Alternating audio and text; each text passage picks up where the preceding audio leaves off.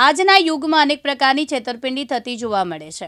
હવે ઇન્ટરનેટ યુગમાં digital cheating પણ થતી હોય છે, પરંતુ બોટાદમાં એક અજીબોગરીબ છેતરપિંડીનો કિસ્સો પ્રકાશમાં આવ્યો, જે સાંભળીને પ્રથમ દ્રષ્ટિએ વિશ્વાસ જ નહીં કરી શકો। લગ્નસરાની મોસમમાં અનેકવિધ સમાજ અને સંસ્થાઓ સમૂહ લગ્નના આયોજન કરતી હોય છે। આવું જ એક સમાજ આજે બોટાદ ખાતે કરવામાં આવ્યું, જ્યાં લગ્ન માટે 31 યુગલોએ વાતે ગાતે લગ્ન કરી જાનૈયો સાથે જાન ઘરે પહોંચી, પરંતુ હજુ સુધી વર કન્યા પાછળનો કરિયાવર નથી આવ્યો। બોટાદમાં યોજાયેલ સમૂહ લગ્નમાં મોટી ભેટ સોગાતો આપવાના બહાના હેઠળ યુગલ દીઠ 40,000 લઈ આયોજકોએ હાથ ઊંચા કર્યા હતા। બોટાદમાં 31 યુગલોને લગ્ન બાદ વસ્તુઓ નહીં મળતા છેતરાય હોવાનો અનુભવ થયો છે। એક વ્યક્તિએ ₹4.46 લાખની રકમની છેતરપિંડીની ફરિયાદ આયોજકો વિરુદ્ધ કરી છે। રાહુલભાઈ માનસંગભાઈ વસ્તાબરા સમૂહ લગ્નમાં લગ્ન કર્યા હતા અને વિનુભાઈ સીસા એમને આણું ન આપ્યું અને જ્યારે ફોન કરવી ત્યારે આણું વાયદા આપીને એમ કહે કે આવ્યું નથી અને 40,000 રૂપિયા ભર્યા બેયના થઈને। કરિયાવરમાં 4 વસ્તુ હતી, ફર્નિચરની સેટી, કબાટ, બાજોટ ને 4-5 વસ્તુ હતી। 4 વસ્તુ આપી, 111 વસ્તુ હતી, એમાંથી 4 વસ્તુ આપી। થોડા દિવસ પહેલા ભાવનગર જિલ્લાના યોજાયેલા સમૂહ લગ્નમાં આયોજકો દ્વારા વર કન્યા પક્ષ સાથે છેતરપિંડી કરવાની ઘટના પ્રકાશમાં આવી છે। હવે બોટાદમાં પણ સનાતન સમિતિ ગુજરાત ગ્રુપના નામે સંસ્થા બનાવી સમૂહ લગ્નનું આયોજન કર્યું। યુગલોને લગ્નમાં જોડાવા માટે આકર્ષક જાહેરાત કરવામાં આવી। યુગલો મોટી રકમ આપી લગ્નમાં જોડાયા પણ ખરા, લગ્ન કરી જાન ઘરે પણ પહોંચી ગઈ, પરંતુ હજુ સુધી વર કન્યા પાછળનો કરિયાવર નથી આવ્યો। લક્ષ્મી રાહુલભાઈ વસ્તાપરા બેન, તમને સમૂહ લગ્ન બે ના કંઈક હતા એની વાત હતી, તો એમાં તમે જોડાણા હતા, તો એમાં તમારે શું કરિયાવરમાં બાકી છે? બધું 4 વસ્તુ તો આપ્યું। પછી એમાં પૈસા બેન કેટલા લીધા તમારી પાસેથી? 20,000 જોડકા પાસેથી। અને આ સમિતિ શું નામ હતું, જે આયોજન હતું એનું સમિતિનું નિભાવ્યું? વિનોદભાઈ સીસા સનાતન સમિતિ। તો હવે તમે શું કરવા માંગો છો? ફરિયાદી કરશું, બીજું વસ્તુ આવી જાય, પૈસા ખાઈ ગયા। બોટાદમાં 2 ફેબ્રુઆરી 2025ના યોજાયેલા સર્વજ્ઞાતિ સમૂહ લગ્નમાં જોડાવા માટે 31 યુગલો નોંધાયા। આયોજકો દ્વારા વર અને કન્યા પક્ષ બંને પાસેથી ₹20,000 નોંધણી ફી અને ખર્ચ પેટે લેવામાં આવ્યા। આયોજકો દ્વારા લગ્ન વંચુક યુગલોને 111 વસ્તુઓ કરિયાવરમાં ભેટ આપવાની જાહેરાત પણ કરી। ત્યારે બોટાદ શહેરમાં સમૂહ લગ્નનું આયોજન થયું। વર કન્યા પક્ષ કરિયાવરની રાહ જોતા રહ્યા, પરંતુ કરિયાવર આવ્યો નહીં। મારું નામ આરતી ભૂપતભાઈ ગુગલિયા છે।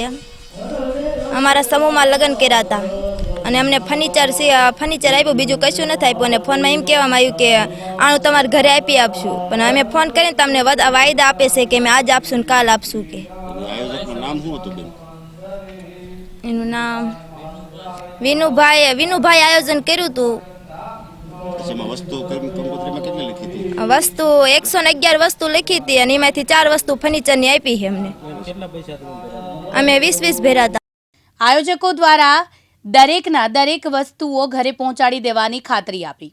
આ વાતને 2 મહિના જેવો સમય હજુ થયો છે, પરંતુ સમૂહ લગ્નમાં જોડાવા લોકો છેતરાયા હોવાનો અનુભવ કરી રહ્યા છે। બોટાદના ભીખાભાઈ વાઘેલા નામના વ્યક્તિ દ્વારા આયોજક વિરુદ્ધ છેતરપિંડીની ફરિયાદ કરવામાં આવી છે। તેઓના જણાવ્યા મુજબ આયોજન વિનુભાઈ ગોવિંદભાઈ શીશા, પ્રદીપભાઈ વિનુભાઈ શીશા, ભોલુભાઈ વિનુભાઈ શીશા, પિન્ટુભાઈ વિનુભાઈ શીશા દ્વારા વર કન્યાને આપવા માટે ફર્નિચરની વસ્તુઓ, સેટી, ટીપોઈ, તિજોરી, ગાદલું, ખુરશી સહિતની વસ્તુઓ તેમના દ્વારા આરોપી કોને ક્રેડિટથી આપી હતી તેનું બિલ ₹4.46 લાખ થાય છે, જે ચૂકવવામાં નહીં આવતા ભીખાભાઈ દ્વારા આ વ્યક્તિઓ વિરુદ્ધ છેતરપિંડીની ફરિયાદ બોટાદ પોલીસ સ્ટેશનમાં ખાતે નોંધાઈ છે। સાથે મંડપ, લાઇટ, ડેકોરેશન, નાસ્તો, કરિયાણું સહિત અનેક લોકોને નાણાં ચૂકવવામાં આવ્યા નથી। સનાતન સમિતિના નામે અનેક દાન ફાળો ઉઘરાવી નાણાંની ઉચાપત કરી હોય તેને લઈને કાયદેસરની કાર્યવાહીની માંગ કરવામાં આવી છે। જી, હવે એમાં વાત એવી છે સાહેબ, મીડિયાના માધ્યમથી હું આપને કહેવા માંગીશ કે 2/2/2025 વસંત પંચમીએ સનાતન સમિતિનું એક ખોટું સંગઠન ઊભું કરી, બાપ દીકરીઓ 3 છોકરા એના, એક વિનુભાઈ શીશા, હરિપરના મૂળ છે, ગઢડા તાલુકાના। હવે એને એ સમયે સમૂહ લગ્નનું આયોજન કર્યું, 111 દીકરીઓનું સમૂહ લગ્નનું આયોજન કર્યું હતું। એમાં 31 જોડકા થયા હતા.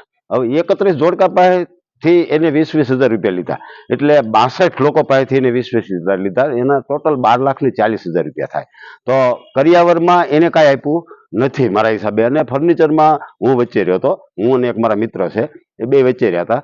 તો ફર્નિચરનું બિલ છે 4,46,400, એ પણ હજી સુધી આપ્યું નથી. પછી એ સિવાયનું પ્લસ મને બધું જાણવા મળ્યું ધીમે ધીમે, હું ઉઘરાણી કરતો હતો એટલે મને જાણવા મળ્યું કે બુંદી ગાંઠિયાના, લાઇટવાળાના, માયકવાળાના, મંડપવાળાના, કરિયાણાવાળાના કોઈને કાંઈ આપ્યું જ નથી. અને સીધા એ 12,40,000 રૂપિયા એ પ્લસ જે ફાળો કર્યો હતો, કારણ કે સનાતન સમિતિ નામ આપ્યું હતું એટલે હિન્દુ સંગઠનો પણ આમાં સારી એવી મદદ કરે સાહેબ. આમ તો કરિયાવરમાં એને 111 વસ્તુ લખી હતી દીકરીઓને આપવા માટે, પણ ફર્નિચર દીકરીઓને ખાલી મળ્યું છે, હજી દીકરીઓને કાંઈ બીજું મળ્યું નથી. કારણ કે ફર્નિચર એમ વચ્ચે રહીને પાયું એ દીકરીઓને મળ્યું છે, બાકી કાંઈ દીકરીઓને મળ્યું નથી. અને હા, મેં એક કાલે અરજી આપવા હું ગયો હતો, પણ અરજી લીધી નહીં, તો મેં પછી રજીસ્ટર રેડી કરી અને અરજી મોકલી છે આપણે ટાઉનમાં બોટાદ, કારણ કે બોટાદનો બનાવ હતો. તમારી માંગ શું છે?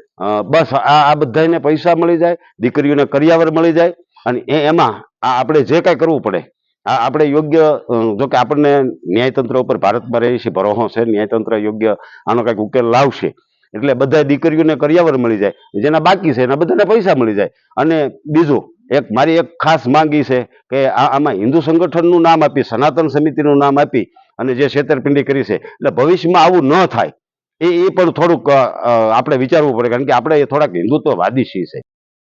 બોતાભાઈ શેખલિયા, દિવ્યાંગ ન્યૂઝ, બોટાદ.